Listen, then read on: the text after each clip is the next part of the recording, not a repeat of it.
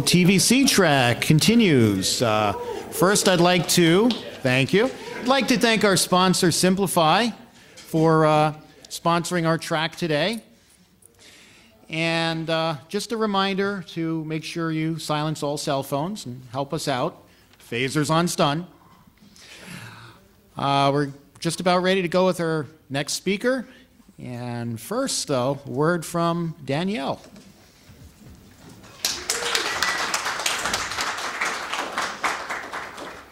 Hi, my name is Danielle Yosha, and I am the daughter of Nir Yosha. I am happy to introduce you to my father.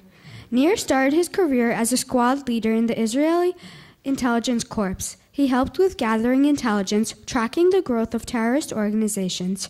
Nir has over 10 years of experience in identity management, user behavior, and insider threat. Nir is currently working as a principal solutions engineer for Preempt.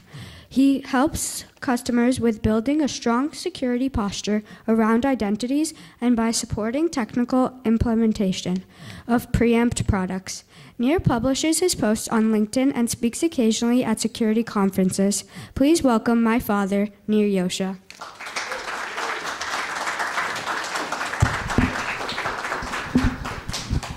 That's probably the best part of the talk. Give it up for my daughter, Danielle. Thank you so much. Good job, guys. All right, so hi, everyone.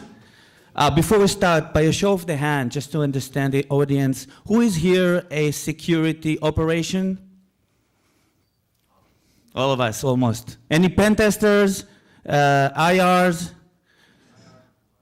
Windows administrators? Yeah. Oh, okay, great. Well, we have a nice combination. What I'm going to talk with you today about is about a very specific, narrow part of the kill chain. We're going to look at privilege escalations and lateral movement. So the agenda is to understand why is it still easy for attackers to privilege escalate and move laterally within a network. I will cover specifically the Windows Authentication Protocols, NTLM, and Kerberos. And then I will introduce an approach, I wouldn't say a revolutionary approach, but a different way of how I can think we can a little bit be more preventive, okay? And again, as always in BSides, this is my opinions. I'm entitled to mistakes. I would love to hear any questions, comments.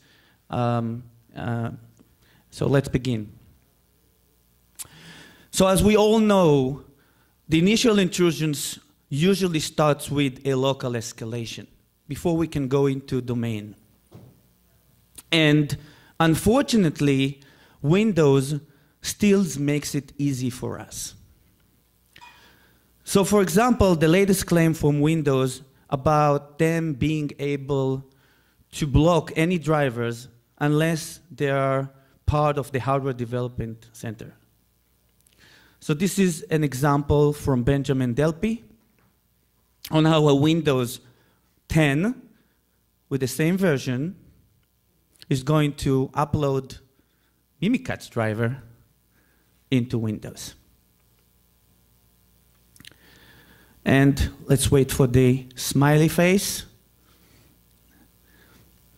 So the reason it's happening is because Windows does not block an in-memory uploads of drivers. And that's one reason the hackers are winning.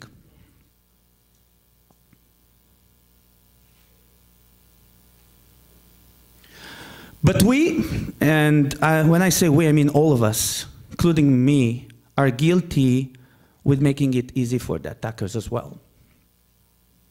Take, for example, group policy preferences.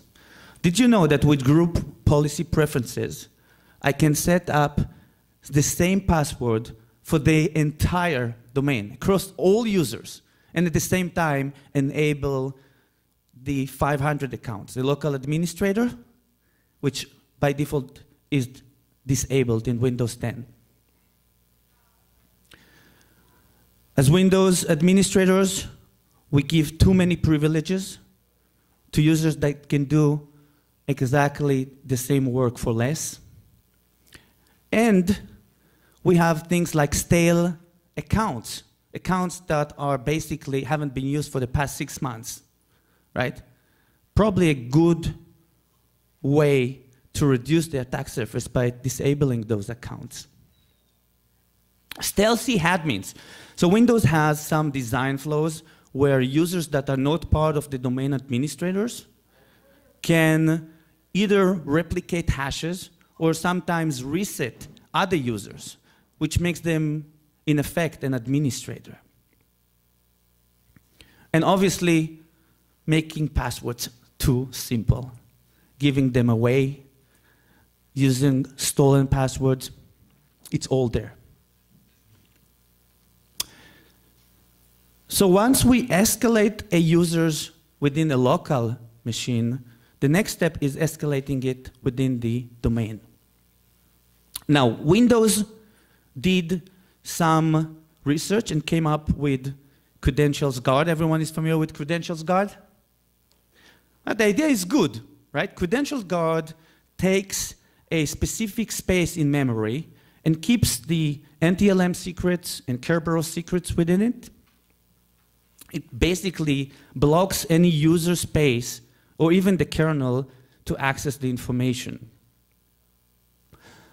The problem is, eventually those hashes have to get out of memory in order to authenticate. And this is where we catch them.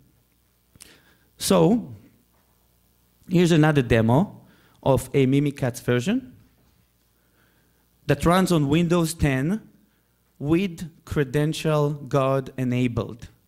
And guess what? We're going to be able to bypass those. So there's two components there. There is the SSP. If we're looking into the SSP, we can still monitor hashes. And so you can see here dumping of all the users that logged into that machine, and their hashes are still within memory.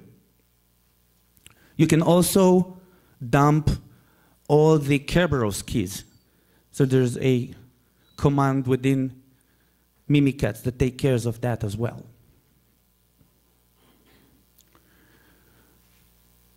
So now if you want to, as an attacker, here's the story. Initial compromise, having a payload could be just the DLL of Mimikatz. I don't even need to have a footprint of the entire Mimikatz solution. Getting into local administrator privilege, and uploading mem SSP, which is a custom SSP. So now the SSP that sits within Credential Guard, within the secure area, doesn't mind anymore. It's not relevant, right? Now the communication goes with Mr. Delpy's SSP. So now if I'm RDPing, our custom SSP will show us clear text of the password within the network. That's game over.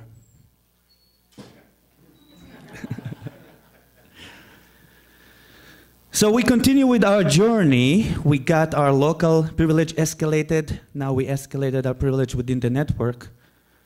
The next step is enumerating all the accounts within the network. There are multiple internal reconnaissance tools. Anyone heard of Bloodhound? Great tool. You get visualization, a graph that shows you how to get from point A to point B. Enumerating all the services within Active Directory, all the accounts. And so at this example, I can see that a user within a workstation with a WATA username can move into a file server, escalate privileges into administrator, which is part of the domain admins, and end up here at a development server, which has source code, which happens to be the target of this attack.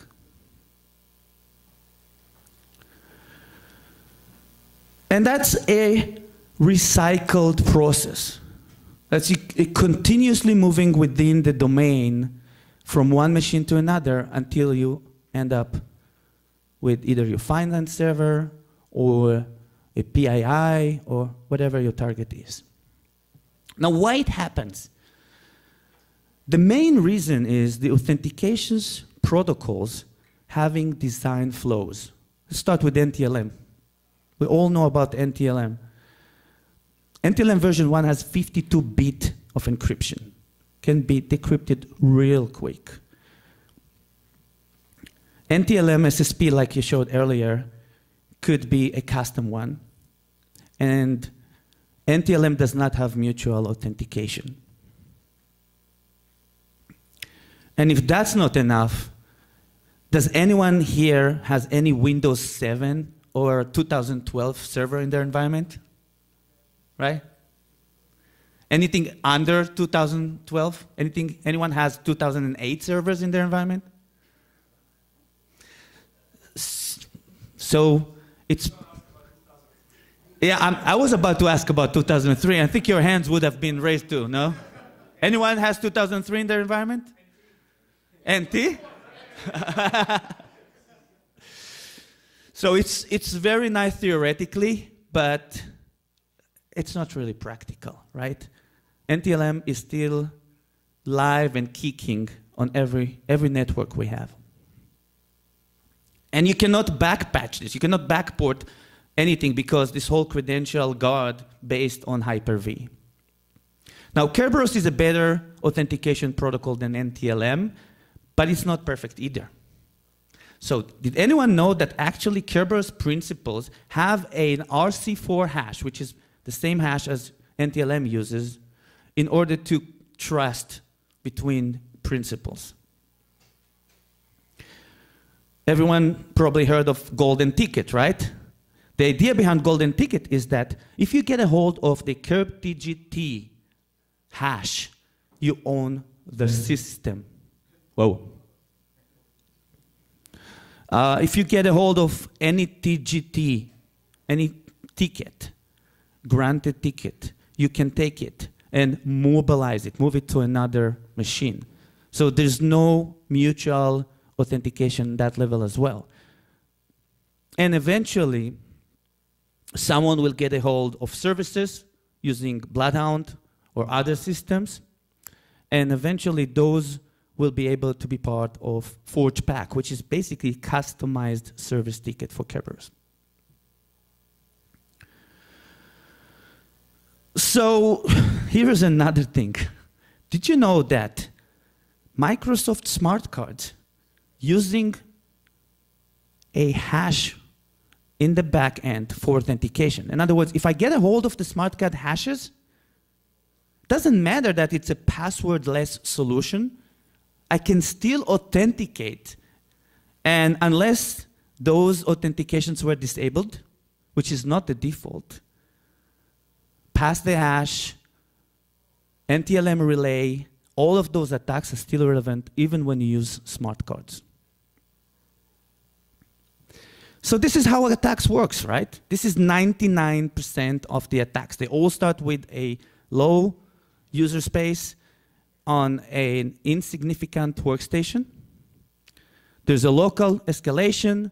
You move to a server with a little bit more rights, and eventually you get to the domain controller. Now, the domain controller is not the target, but if you get a hold of the domain controller, you have an enabler to access any other target.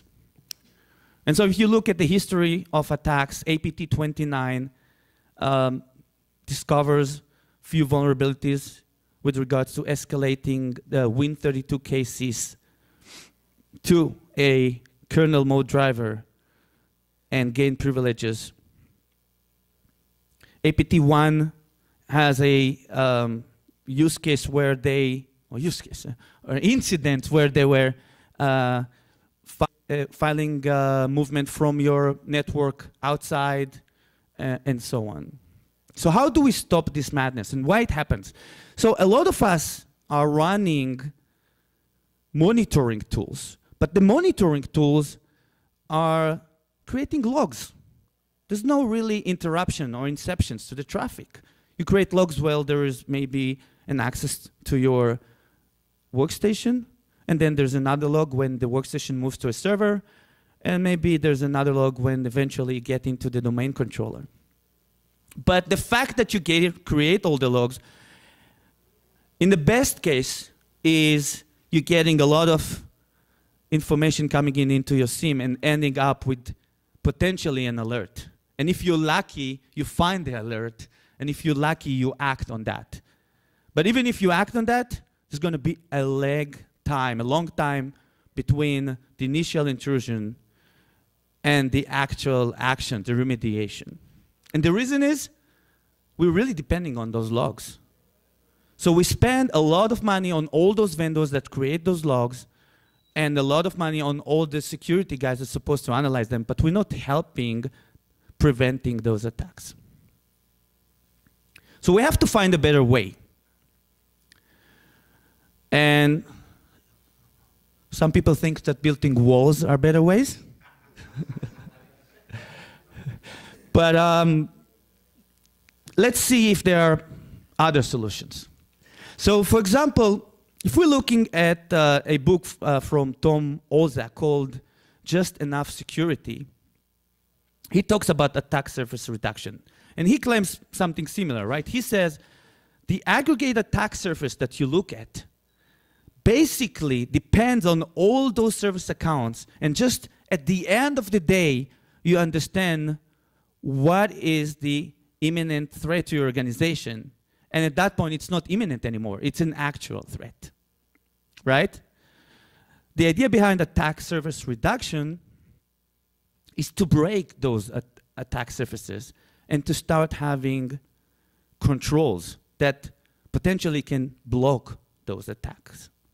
So I'm having a control on the network side, where I'm looking at traffic that goes laterally, east-west, but I also having controls at the endpoint side that potentially can reduce privileges and accesses.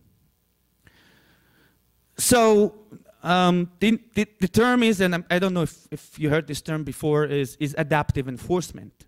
And the idea behind adaptive enforcement is, let's have our sensors, right? We still have our sensors in the network and still have our sensors in the local endpoints. But now we allow those sensors to, in real time, evaluate the risk. If the risk is too high, we might want to stop the authentication. So if we monitor those Kerberuses and the NTLM, right, and the LDAP queries, and now we get a better idea of our identities and the risk for each identity, we can start looking at, is that action low risk, medium risk, or high risk? If it's low risk, maybe we just send an email verification to the user to make sure that that's who they claim they are, right? If it's a medium one, maybe we enforce reset of password. Maybe we reduce access. And if it's a high one, guess what? We can block access. Nothing will happen. Worst case, we will get a phone call asking to re-enable an access. But if we have the evidence that this is something that outside of our policies or in a very high percentage a risk, why we're not blocking it? Why look at logs and have a post-mortem solution? That makes sense? Great. So let me give you a simple example. If we will keep on running our sensors and monitor them, and over time, we will get what we call a user's profile, right? An identity profile, I would call it. And then based on those rules that I mentioned earlier, right? Okay, accessing your domain controller or accessing some cloud solution that is sensitive, or an HR guy access a finance server, we will create those policies. And then whenever we detect a threat based on those policies, we can do a simple thing like, for example, challenge the user on an MFA, right? If the users verify their identity, we'll let the ticket go. We'll allow the access. If it's not, we will generate an alert. Now, this alert is going to be a much more high quality of alert, because it's based on the fact we know user did not confirm their identity, right? So this alert, or those type of alerts, are going to have a much lower false positive rate, right? In addition, it will use the users. It will elevate, or leverage rather, the users to be another security perimeter and to help us with protecting our environment. So that's the idea. Now, MFA is not a new idea. MFA is something that we all use outside of the network, mostly for cloud or remote access. The problem with MFA is it's more binary. It's less depending on risk. And because of that, it's really getting a lot of pushback from internal users, right? I mean, I'm a CEO. Why should I MFA any access to any machine within my organization? Or, you know, I just got my boss asking me to ask this server. It's the first time, but still, why should I verify myself? So UBA, User Behavior Analytics, comes with a risk score, which I think it's a good idea. Now that we have a risk score, we can talk more about, well, what's the risk of this identity within the network? The problem with UBA is, like I said earlier, they're post-mortem. They're heavily depending on a SIEM or logs, and they're analyzing the data after the fact. And they're not specific to privilege escalations and lateral movements. Solutions that are specific to privilege escalations are PAM. PAM are great. They're great as a password vault and as a recycling tool for passwords. But the problem with PAM, again, is that they're not based on risk, and they cannot really stop the attack. Because once you get a hold of the password, think about it, the password vault is out of band. The moment you get a hold of the password, there's no visibility to a PAM with regards to authenticating. It's now between you and the endpoint. And so it's game over once you're either stole or got the solution, got the password in any other way. That makes sense? You don't have to agree, by the way. Just a theory. So what I'm saying is the reality is that there are good solutions out there, but they are kind of standing in silos, and there is a gap. And we're trying to see why this gap is an enabler for the attackers or the pen testers. And the reason is that they just go in between, right? They're basically allowing or giving up this time, the dwell time that takes for detection to be used for them to access their targets, exfiltrate the data, and so on. So putting it all together, what I'm saying is, yeah, everything we have is great and dandy. Let's start to look at the authentication parts and couple them together with identity management. Let's use the behavior of users to challenge them if we need to. Yes, within the environment too, not only externally. And eventually, even block them, again, based on risk.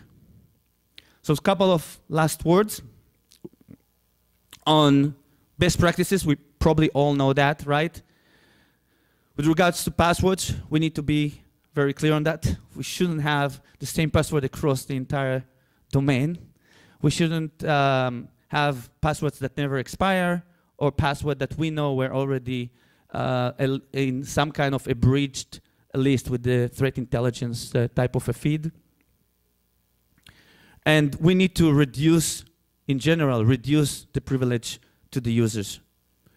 As far as preventing and stopping the attacks, we have to be in line. If we want to stop the attack, we have to be in line.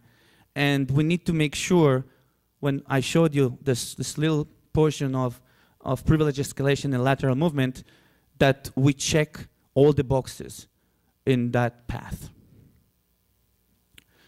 So I'm not specifically talking about zero trust security and untrust everything or trust and verify.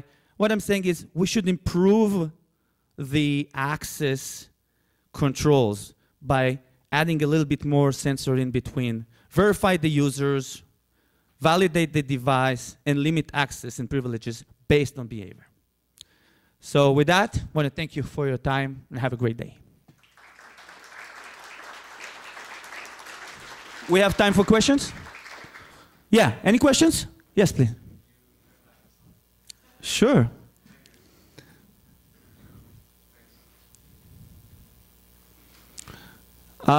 If we have time, I have a funny video, but first of all, we'll see if we have...